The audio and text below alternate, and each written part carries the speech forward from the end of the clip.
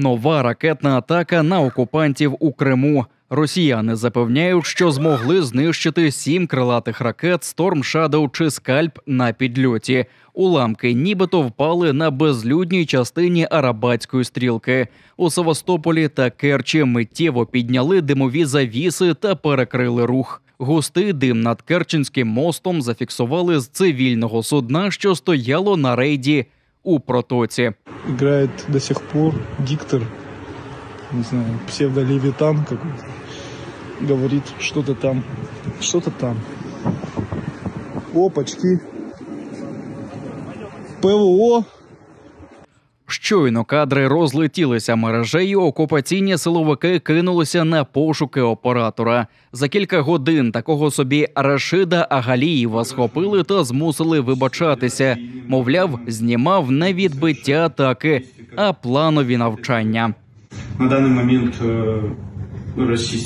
Керченский мост знаходиться в безопасности і все в порядку. Окупаційна влада Криму традиційно повідомляє, що втрат немає, збиті всі цілі, але не наводить жодного доказу. Тож результати ракетного удару поки залишаються таємницею.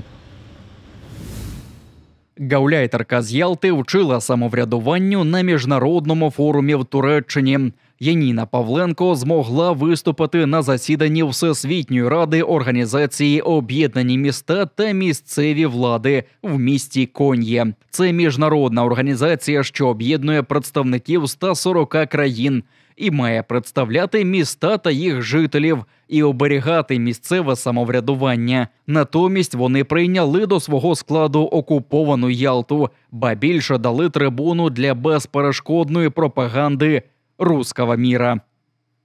Ярким примером участия граждан в непосредственном принятии решений и проявления доверия стал референдум в Крыму в 2014 году, когда более 95% жителей Крыма выступили за воссоединение с Россией.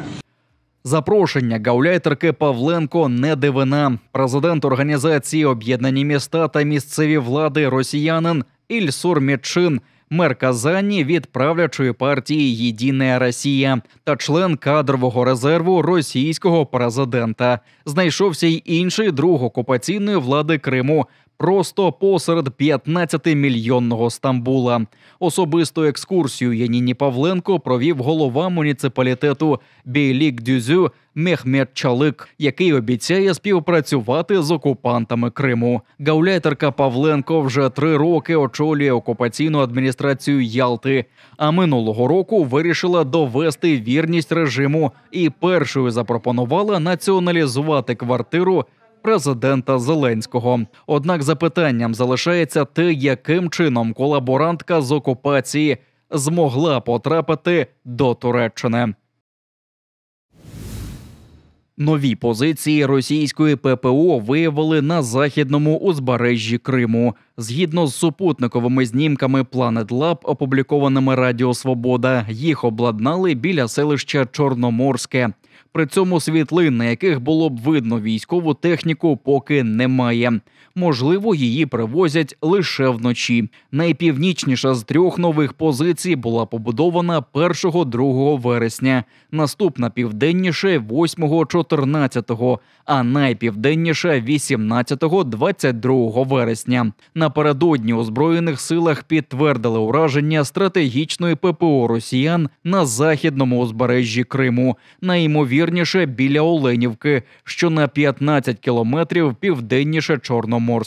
За іншими даними, вдарили по російській ППО біля Молочного під Євпаторією, де за непідтвердженими даними знищено комплекс С-300. Викраденого офіцера запасу українських ВМС Олексія Кисельова утримують одного в камері колонії Владимирський Централ. Про це повідомили у Кримській Солідарності, посилаючись на родичів бранця. Раніше Кисельова тримали у СІЗО номер 2 Сімферополя, куди звозять цивільних заручників з окупованих територій.